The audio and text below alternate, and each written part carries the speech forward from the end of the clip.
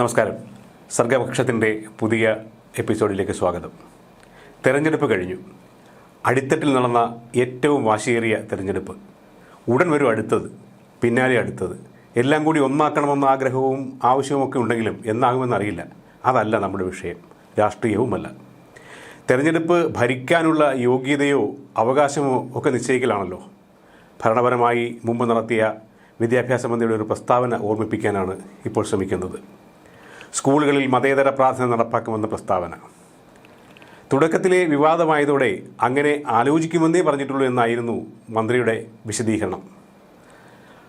അങ്ങനെ ഒരു പ്രസ്താവന വന്ന സാഹചര്യത്തിൽ വിദ്യാഭ്യാസ മന്ത്രിക്ക് മുമ്പിൽ ഒരു അഭ്യർത്ഥന പറയാനാണ് ഇത്. അർത്ഥന, അഭ്യർത്ഥന, പ്രാർത്ഥന എന്നിങ്ങനെയാണല്ലോ, അങ്ങനെയാണ് വാക്കുകൾ. അർത്ഥന എന്നാൽ യാചനയാണ്, അപേക്ഷയാണ്. അഭ്യർത്ഥനയാകുമ്പോൾ കഴിഞ്ഞ 1.5 മാസമായിട്ട് കേട്ട് കാത് മരവിച്ചു പോയ വാക്കാണത്. സ്ഥാനാർത്ഥികൾ, നേതാക്കൾ, അനുയായികൾ തമ്മിൽ കണ്ടവരെല്ലാം അങ്ങോട്ടും ഇങ്ങോട്ടും അഭ്യർത്ഥിക്കുകയായിരുന്നല്ലോ. പ്രാർത്ഥന അതിൻ്റെ ഒരു ദിവ്യ രൂപമാണ്. പ്രാർത്ഥനയ്ക്ക് വലിയ വലിയ അർത്ഥതലങ്ങളുണ്ട്. അത് കീർത്തനമായും മന്ത്രമായും സ്തോത്രമായും അർച്ചനയായും എല്ലാ പലതരത്തിലുണ്ട്. പല തരത്തിലെന്ന് പറയുമ്പോൾ അതിൻ്റെ അർത്ഥവ്യാപ്തി ഒക്കെ നമുക്കിവിടെ വ്യാഖ്യാനിക്കേണ്ട ആവശ്യമില്ലാത്തതിനാൽ നമുക്ക് അത് വിടാം. എന്നാൽ മന്ത്രി ഈ മതേതര പ്രാർത്ഥന എന്നൊക്കെ പറഞ്ഞപ്പോൾ അങ്ങനെയൊക്കെ ആലോചിച്ചിട്ടുണ്ടോ എന്ന് അറിയില്ല. എന്തിനേയും മതേതരത്വം എന്ന വാക്ക് ചേർത്താൽ സർവ്വസ്വീകാര്യത ഉള്ളതാക്കാമെന്ന് ധരിച്ചിട്ടുണ്ടാവണം. പ്രാർത്ഥനയായാലും മുദ്രാവാക്യമായാലും പാട്ടായാലും അതിൻ്റെ അടിസ്ഥാന ലക്ഷ്യം കൂട്ടം ചേരുന്നിടത്തുള്ള എല്ലാം കൂട്ടുചേർന്ന് ചെയ്യുന്ന പ്രവർത്തനങ്ങൾക്കെല്ലാം ഒരു ഒറ്റ മനസ്സുണ്ടാക്കുക എന്ന ഒരു അർത്ഥമാണുള്ളത്. ഒരേ ചിന്തയിലേക്കും ഒരേ സാഹചര്യത്തിലേക്കും മനസ്സിനെ നയിക്കുക എന്നാണ് അതുകൊണ്ട് ഉദ്ദേശിക്കുന്നത്. അതാണ് സംഭവിക്കുന്നത്, അതാണ് വേണ്ടതും. സ്വാതന്ത്ര്യസമരകാലത്ത് ഗാനങ്ങൾ നിർവഹിച്ച വലിയൊരു പങ്കുണ്ടല്ലോ. അത് നമ്മളെ ഈ കാര്യമാണ് ഓർമ്മിപ്പിക്കുന്നത്. അങ്ങനെ ഹൃദയങ്ങളെ ഒന്നിപ്പിച്ച വന്ദേമാതരം എന്ന ഗീതത്തിൻ്റെ 150-ാം വാർഷിക കൂടിയാണ് ഇപ്പോൾ ആഘോഷിച്ചുകൊണ്ടിരിക്കുന്നത്. സുഖം തരുന്ന, ശുഭം തരുന്ന, മലയജ ശീതളയായ, സസ്യശ്യാമളമായ, ശുഭ്രജ്യോത്സ്ന പുളകിത യാമിനിയായ, ഭുല്ല കുസുമിത ദ്രുമദല ശോഭിനിയായ, സുഹാസിനിയായ, സുമധുര ഭാഷിണിയായ, സുഖതയും വരതയുമായ അമ്മയെക്കുറിച്ചാണ് വന്ദേമാതര ഗീതം. ആ ദേശീയ ഗീതത്തിൽ പോലും മതേതരത്വമില്ലാത്തതിനാൽ പാടാൻ വിസമ്മതിച്ച ചരിത്രത്തിന് നമ്മുടെ സ്വാതന്ത്ര്യ സമരത്തിനേക്കാൾ പ്രായം ഉണ്ട്. ഈ സാഹചര്യത്തിലാണ് നമ്മുടെ സ്കൂളുകളിൽ മതേതര പ്രാർത്ഥന എന്ന ആശയം മന്ത്രി വെച്ചത്. അത് സർക്കാർ സ്കൂൾ, സർക്കാർ സഹായത്തിലുള്ള സ്കൂൾ, സ്വകാര്യ സ്കൂൾ എന്നിങ്ങനെ മറ്റൊരു സംസ്ഥാനത്തിനും ഇല്ലാത്ത ത്രിതല സമ്പ്രദായവും ഘടനയുമുള്ള നമ്മുടെ നാട്ടിൽ വിവിധ മതവിശ്വാസക്കാരും ഒരേ മതത്തിലെ പല വിശ്വാസക്കാരും ജാതി സംഘടനകളും വിദ്യാലയങ്ങൾ നടത്തുമ്പോൾ മതേതര പ്രാർത്ഥന എന്നത് എങ്ങനെ എന്ന ആശയക്കുഴപ്പം ആ പ്രസ്താവന നടത്തിയ മന്ത്രിയെപ്പോലും ബാധിച്ചിട്ടുണ്ടാകും. ഇപ്പോൾ പല സ്കൂളുകളിലും പല പ്രാർത്ഥനകളാണുള്ളത്. മതേതര പ്രാർത്ഥനകളെന്ന് തോന്നിപ്പിക്കുന്ന പ്രാർത്ഥനകളും ഈണവും അന്തരാർത്ഥവും നോക്കുമ്പോൾ ആസ്തിക വിശ്വാസത്തിൽ ഊന്നിയുള്ളതാണെന്ന് കാണാൻ പറ്റും.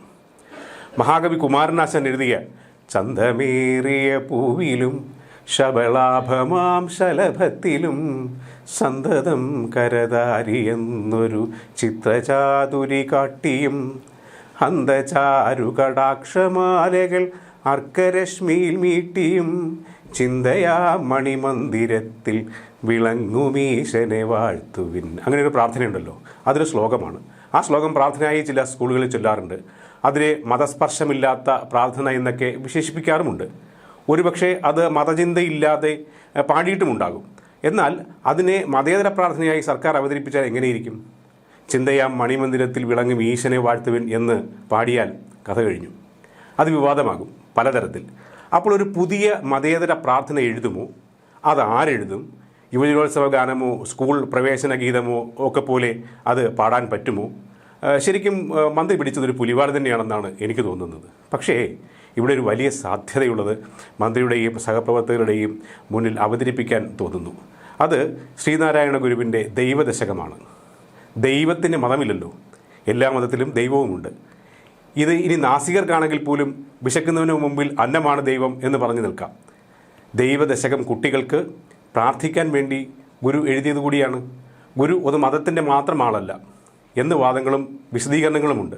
ഈ സാഹചര്യത്തിൽ എന്തുകൊണ്ട് ദൈവദശകത്തെ വിദ്യാലയങ്ങളിൽ പ്രാർത്ഥനയാക്കിക്കൂടാ? തികച്ചും മതേതരമായ ഒരു പ്രാർത്ഥനയുമാണത്. കേട്ടിട്ടില്ലേ ദൈവദശകം? അത് കേൾക്കേണ്ടത് തന്നെയാണ്. ദൈവമേ കാത്തുകൊൾകങ്ങ് കൈവിടാതിങ്ങു ഞങ്ങളെ, നാവികൻ നീ ഭവാബ്ധിക്കൊരാവിവൻ തോണി നിൻപദം. ഒന്നൊന്നാ എണ്ണി എണ്ണി തൊട്ടെണ്ണും പൊരുളൊടുങ്ങിയാൽ നിന്നിടും ദൃക്കുപോലുള്ളം നിന്നിലസ്പന്ദമാകണം.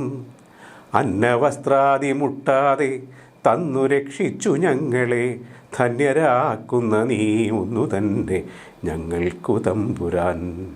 ആഴിയും തിരയും കാറ്റും ആഴവും പോലെ ഞങ്ങളും, മായയും നിൻ മഹിമയും നീയുമെന്നുള്ളിലാകണം.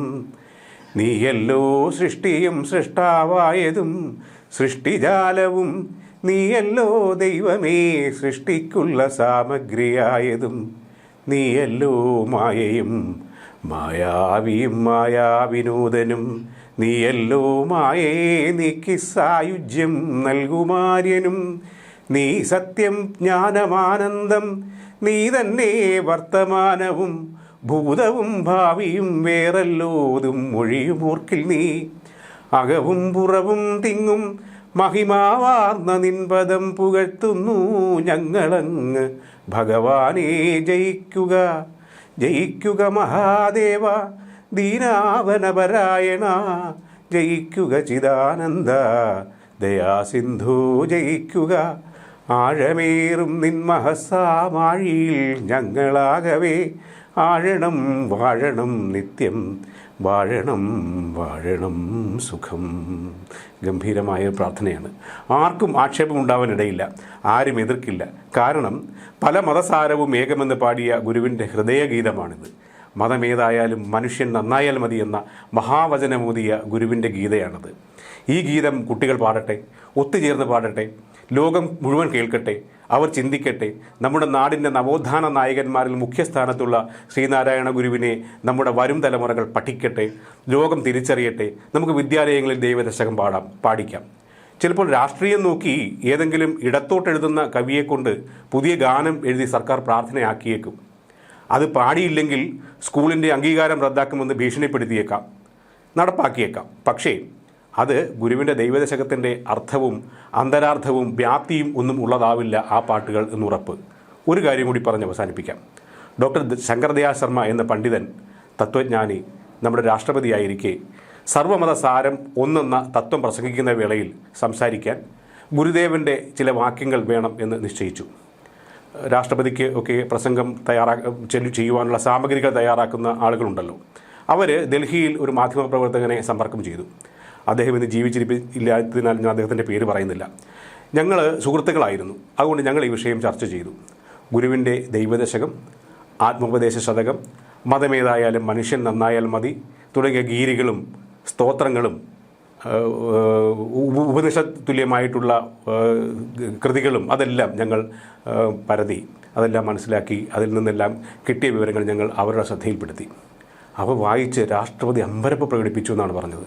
ഇത്ര സരളമായി തത്വം പറഞ്ഞയാളെ അത്ര അറിയാതെ പോയതിൽ അദ്ദേഹം ഖിന്നതയെ അറിയിച്ചു. അദ്ദേഹം ഗുരുവിനെ പഠിക്കാൻ തുടങ്ങുകയും ചെയ്തു എന്നാണ് പിന്നീട് കേട്ടത്. ഒരു ഗുരുദേവ ജയന്തി ഉദ്ഘാടനം ചെയ്ത് നമ്മുടെ ഇപ്പോഴത്തെ മുഖ്യമന്ത്രി പറഞ്ഞത് എന്താണെന്നറിയാമോ?